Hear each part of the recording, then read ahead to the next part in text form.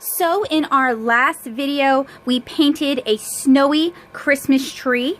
Next, we're going to do a very simple Christmas wreath using POSCA markers and black paper. The first thing you're going to want to do is you're going to want to find something you can use to make a circle. So I have here just a plain roll of blue tape. I'm going to put it in the center of my image, and using a pencil, because I don't freehand circles well at all, I am going to draw a circle, and that is the basis of our wreath. Then I'm going to take my green POSCA, and I'm going to just very loose and lightly sketch in some evergreen branches. I'm going to go all the way around the circle.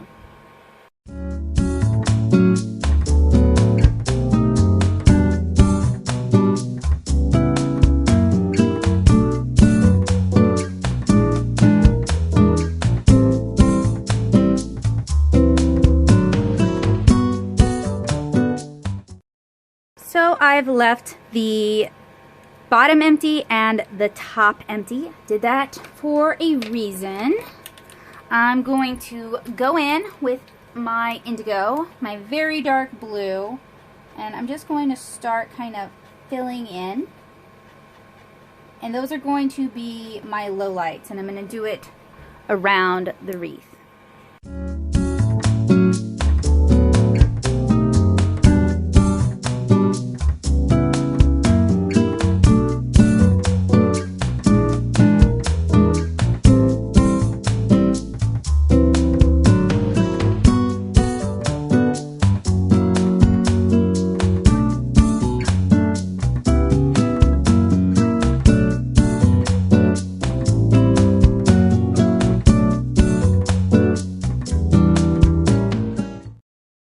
I've got here a teal blue.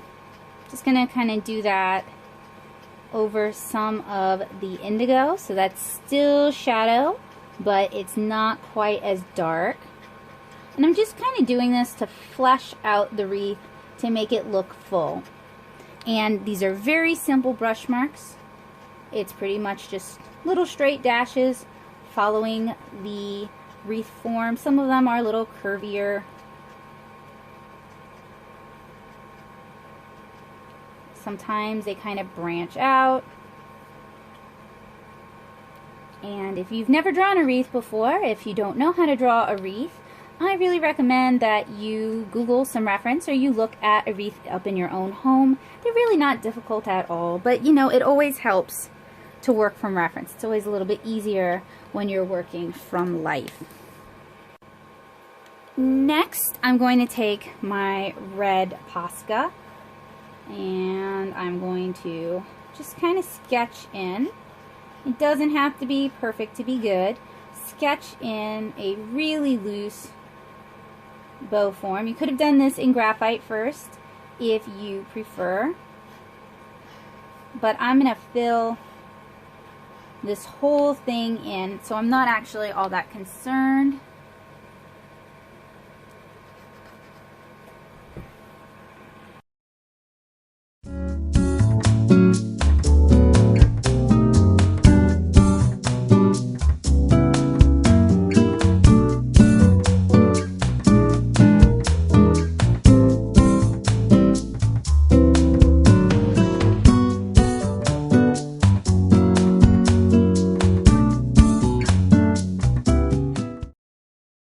And while that dries, I'm going to fill in my wreath with this medium green. Damn it.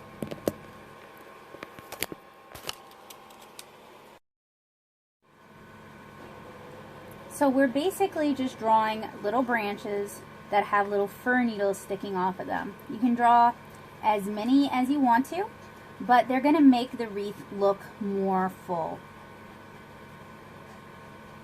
And we're drawing that on top of everything else we'd already drawn. And we're just going to kind of work our way around the wreath doing this.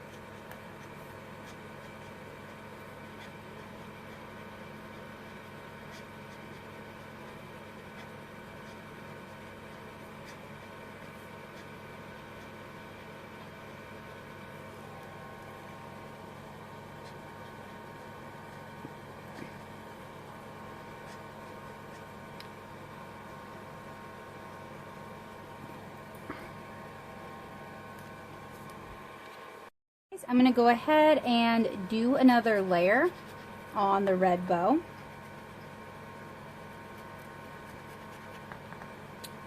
And I'm kind of over pumping it because I've noticed that it's scraping up the prior layer, so I'm not going to get as nice and kind of saturated a layer as I would like.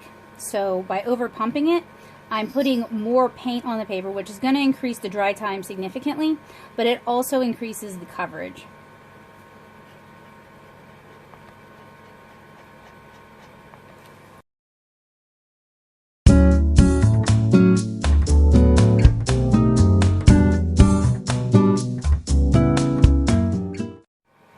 So we've got a pretty basic wreath. You can stop here if you like. I'm going to go in and add just some low light details on top of the greenery we already did. So it's all about building up layers and building up contrast. You don't want to do too many because you definitely want the green to kind of be the topmost thing. But we're doing this to kind of break up some of the shapes. So areas where it got kind of full and you can't tell what's going on, we can just use some indigo to break.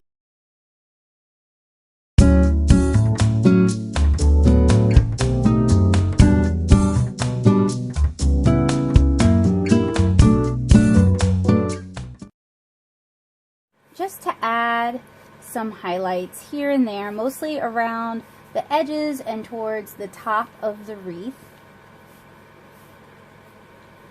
And I'm not doing full branches like I did earlier. I'm just kind of doing little dashes here and there just to add a little bit of lightness. And you can see our wreath looks really good as is. If you wanted to call it quits, call it finished, this is a good stage to do so once we finish up that bow. I'm going to take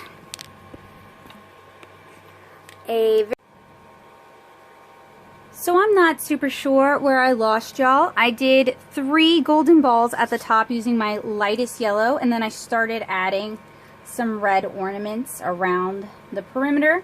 You can kind of mix this up. You can use whatever colors, whatever patterns you like. You don't have to go with red. You don't have to go with yellow.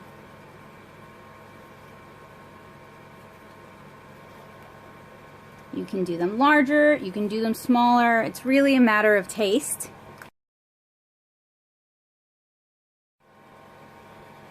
I'm going to do a second layer on our golden yellow ornaments. I am going to add the darker yellow as a low light to the golden balls up at the top. And if you have an overpump issue like that, that's really easily fixed. I demonstrated a little bit earlier, but I'm going to go into it. So you just use paper towel, fold it up, you dip it in without like trying to absorb the whole thing, and it will wick away the extra moisture.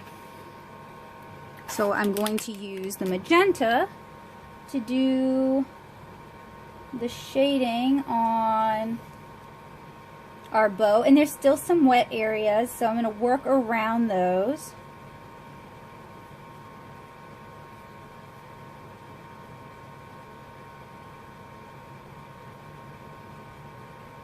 So these sort of projects that have longer dry times, they can be great if you're doing housework or you have other tasks that you're doing, and you know, there's like a natural break in it, so you can kind of go back and forth between the two.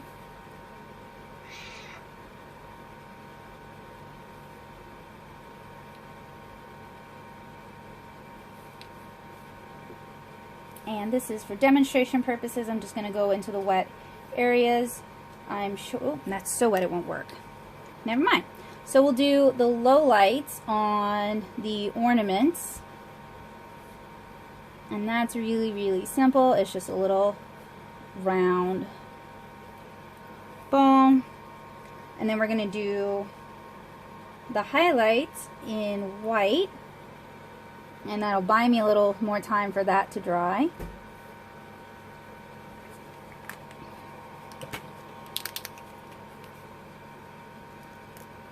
And you can even have the highlight just slightly off the object, so it's just coming off just a little bit, and that kind of gives the illusion of like a specular highlight. I'm also doing a highlight kind of around the rim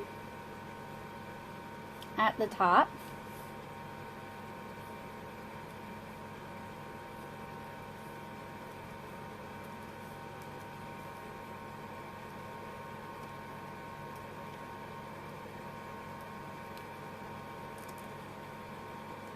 And then I'm going to do a little highlight here on the bow.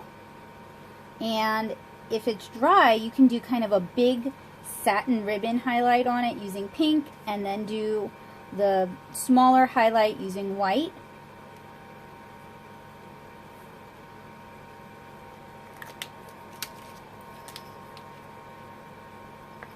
Unfortunately, Mr. Wreath, I just don't have any more time to wait. So I'm going to go ahead and go in while it's wet by over pumping, and I'll clean that up in a moment. And you're going to want to clean your nib off if you have to over pump, because it's basically just picking up the prior layer of paint. And we do kind of a little loop, and then another little loop down at the bottom. And let's go ahead and absorb.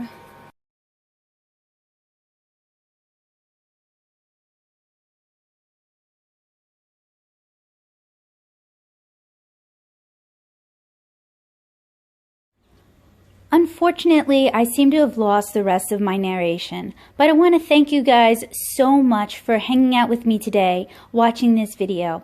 I hope it was useful, helpful, and inspiring for you guys, and I hope you guys will have a wonderful holiday season this year, full of friends and family and love. Thank you guys so much for making 2018 a wonderful year, and here's to 2019 being just as good.